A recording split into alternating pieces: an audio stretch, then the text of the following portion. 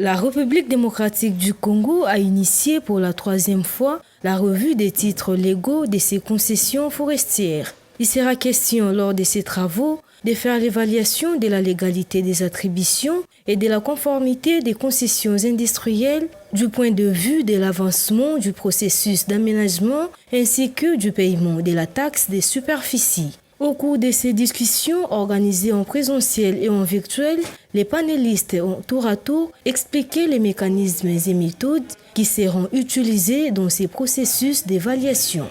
Ce que nous cherchons aujourd'hui, et nous voulons que ça puisse aboutir, parce que nos amis, nos partenaires trouvent toujours que nous sommes de mauvais élèves.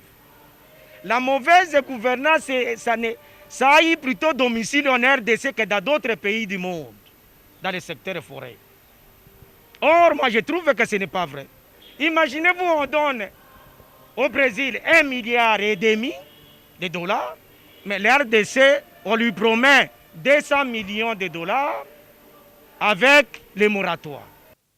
À en croire les délégués de la société civile environnementale de la RDC, il se pose un problème de transparence sur les attributions et acquisitions des concessions. Ils ont martelé sur le fait que certaines concessions sont attribuées illégalement par ceux qui sont censés appliquer à la lettre les codes forestiers. Ce que les pays attendent de cette étude, c'est une situation qui met les choses au clair. Une situation à la fin qui permette à tous les acteurs, à toutes les parties prenantes du secteur, de dire que voilà, pour telle concession, sa situation est légale. L'attribution a été légale et les opérations de ces concessionnaires forestiers-là sont en train de respecter les lois congolaises. Aux fins d'informations et consultations sur les zones réservées dans les plans d'aménagement forestier, les parties prenantes ont plaidé pour qu'un accent soit mis sur les communautés locales au niveau national. Et quant à la conformité, nous avons insisté pour que, oui, le processus, mais souvent, lorsque le gouverneur approuve le plan, ils ne mettent pas tellement l'accent pour vérifier si réellement les zones de développement rural ont été bien délimitées. Ou une délimitation qui se fait seulement au bureau sans pour autant impliquer les communautés locales. Nous avons souhaité qu'il y ait un critère et pour ça, il faudrait une descente de terrain pour que les communautés disent réellement, ils connaissent la zone, les réserves dans le plan d'aménagement forestier pour l'exploitation. Notons par ailleurs que c'est le consortium PPM-OK Global qui a été choisi pour réaliser cette revue légale. Il travaillera avec les partenaires locaux AMAR. Pendant 6 mois, l'évaluation devra être réalisée dans toutes les provinces forestières de la RDC où se trouvent les concessions forestières.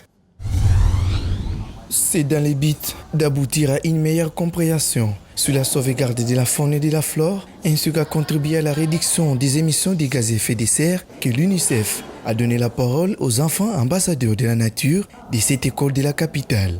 Ces jeunes défenseurs de la nature ont sensibilisé sur les valeurs et vertus qui regorgent les forêts congolaises. Cette campagne de communication et d'échange entre les enfants ambassadeurs de la nature et reporters ainsi que les formateurs a eu lieu le vendredi 25 juin à Kinshasa.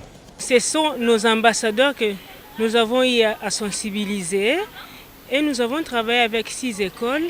C'était grâce à la COFED de l'Union européenne où nous avons sensibilisé les 6e primaires des 6 écoles et 500 élèves.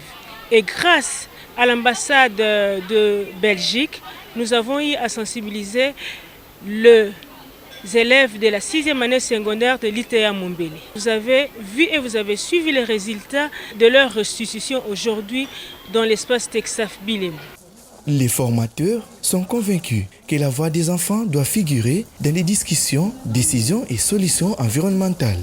Déjà le bas âge, lorsque les enfants comprennent l'importance de la forêt, l'importance de l'arbre, l'importance de l'eau, l'importance de la nature, pour moi, je me dis, le pari est en train d'être gagné petit à petit. En termes de renforcement des capacités, les jeunes reporters ont renseigné avoir été comblés des connaissances acquises des élèves ambassadeurs de la nature. Ils ont avoué que cette expérience leur a permis d'enrichir leur savoir. En entendant ce que ces enfants m'ont présenté, leur savoir-faire et leur expertise à ce jeune âge de présenter des choses comme ça, moi ça m'a beaucoup ému et ça ça m'encourage, ça m'interpelle en tant qu'enfant reporter de pouvoir beaucoup écrire d'articles et d'interpeller dans ma population, dans ma communauté par rapport à ces enjeux climatiques. Conscients de leurs engagements, certains de ces ambassadeurs ont signifié qu'ils vont impliquer davantage les jeunes de leur génération sur les valeurs et vertus des arbres ainsi que sur l'importance de sauvegarder la faune et la flore. Pour moi, l'engagement des jeunes aujourd'hui, ils doivent, c'est une obligation, ils doivent se lancer à la protection de la nature. Parce que s'ils ne protègent pas la nature aujourd'hui, s'ils ne préservent pas cette nature aujourd'hui, cela va causer des dommages pour le futur.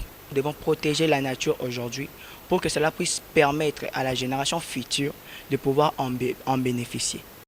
Notons que le réchauffement climatique et ses conséquences feront partie des axes prioritaires de l'UNICEF. Cette agence des Nations Unies compte intensifier son engagement en faveur d'un environnement durable pour les enfants.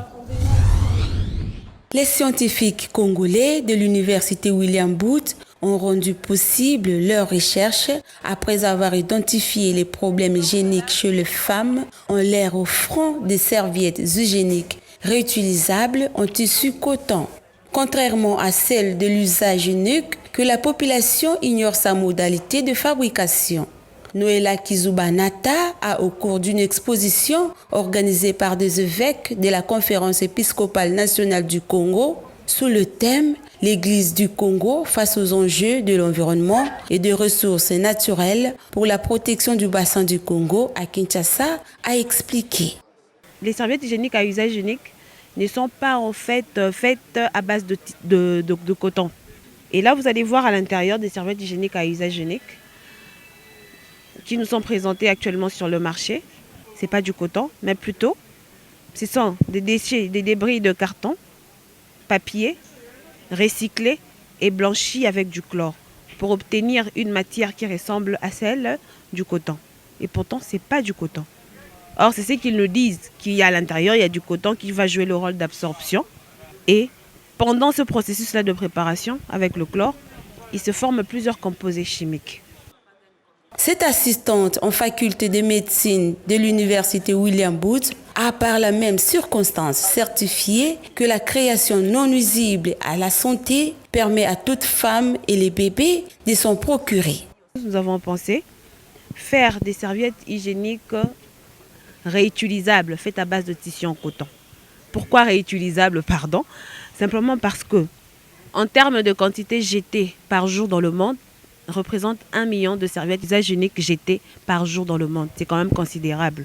C'est quand même quelque chose d'énorme. S'il faudrait comptabiliser ça par mois, c'est en tout cas terrible. Et la femme qui l'insère chaque mois est prédisposée aux infections urogénitales. Ces lingettes et pampers après usage sont trempés avec un détergent naturel. Notons que la femme est un être à protéger. Elle a droit également aux produits menstruels sains et de qualité. À plus de 2 degrés Celsius, 80 millions de personnes de plus pourraient être menacées de famine d'ici à 2050 à raison du manque d'eau, de la multiplication des événements météo extrêmes, ont alerté les experts du GIEC au cours d'une étude qu'ils ont eu à publier récemment. La synthèse de ce 6e rapport d'évaluation est le fruit de la collaboration de plus de 700 chercheurs du monde. Ces mises en garde figurent dans les projets du rapport d'un des 3 groupes de travail du GIEC dont les milliers de pages des travaux seront officiellement rendus publics dans les jours à venir. Ces experts du GIEC admettent que les objectifs fixés par l'accord de Paris en 2015 sont insuffisants. Dépassant plus de 1,5 degrés Celsius, des conséquences graves pourraient déjà être enregistrées. Dans les villes par exemple, 350 millions d'habitants supplémentaires seront exposés aux pénuries d'eau. En croit ces rapports, cette situation va entraîner l'augmentation de la fréquence des mauvaises récoltes ou encore de la pression sur les terres cultivées. La publication sonne comme un retentissant rappel à l'ordre à l'heure où les négociations internationales sur le climat reprennent progressivement. Les discussions préparatoires à la COP26 qui se tiendra à Glasgow à l'automne se sont en effet achevées la semaine dernière sans grande avancée. Les députés provinciaux du Sud Kivu ont déclaré recevables les projets dédiés portant sur la gestion et la conservation des zones humides en province du Sud Kivu. L'ancien président de la commission environnement à l'Assemblée provinciale du Sud Kivu, le député David Moubalama, a motivé cet édit par une mauvaise gestion des zones humides dans la province. Ces zones dont il s'agit sont les cours d'eau, des lacs et rivières qui sont la plupart mal conservés d'après l'initiateur au moment où il y a des eaux thermales qui sont très importantes. Dans d'autres pays comme le Kenya par exemple, les eaux thermales sont des lieux touristiques, mais également, une fois bien rentabilisées, elles peuvent générer des recettes qui peuvent bien gérer tout un pays. À travers ces eaux, le Kenya a généré 360 MW de courant électrique. Avec les parcs nationaux de Kahuzi-Biega, les réserves naturelles d'Itombwe, de Luama et d'Ngandia, tandis que d'autres cours d'eau et rivières, l'initiateur de cet édit pense trouver un moyen de booster l'économie de la province grâce à la nouvelle gestion des zones humides. La province de Sud Kivu fait partie de celles ayant plusieurs zones humides en RDC, avec notamment 2 lacs, dont lac Kivu et Tanganyika, des rivières Ruzizi, les parcs nationaux de Kahuzi-Biega et tant d'autres. Cet édit sur la gestion et la conservation des zones humides a fait la lutte depuis plusieurs années de la société civile environnementale et d'autres défenseurs de la nature. Le gombo, légume d'origine africaine qui nous est encore peu familier. Il s'agit pourtant d'un allié santé, véritable concentré en vitamines, en minéraux et nutriments. Le gombo fait des miracles. C'est un légume qui s'est fait encore rare sur nos étalages, même le plus exotique. À Kinshasa, il est appelé dongo dongo. Ce légume a la texture collante, utilisé traditionnellement en Afrique dans le soupe. Notons par ailleurs que c'est surtout un aliment aux vertus traditionnelles. Il réduit l'astème. Le gombo aide à diminuer le cholestérol. Il permet de contrôler le diabète. Il booste le système immunitaire. Le gombo prévient les maladies rénales. Il contribue à une grossesse saine. Il soigne la fièvre. Signalons que la vitamine C contenue dans le gombo stimule le système immunitaire en favorisant la création des globules blancs dans l'organisme. Ce légume est un tout-terrain, agit également comme un antiride. Ces antioxydants combattent l'excès de radicaux libres responsables du vieillissement tussilaire.